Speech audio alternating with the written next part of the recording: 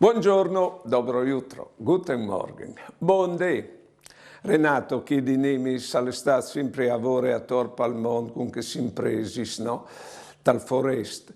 E mi ha contato che era accampato una volta in tal desert, proprio che la terra era crotte dal dozzo.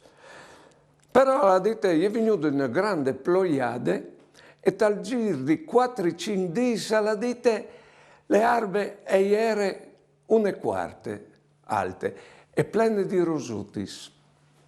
Qui c'è tanto che semenciuti si hanno spietato la ploe lì tal terreno, prima di saltare fuori e spiegarsi.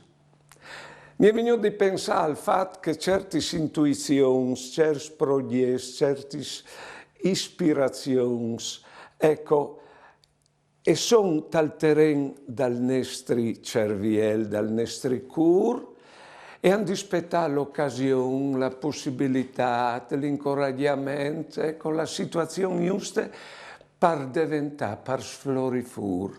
E è così la nostra vita. E le robe che spietano probabilmente sono quelle che diventano ben in realtà e adurano di più. Buone giornate e buone vite.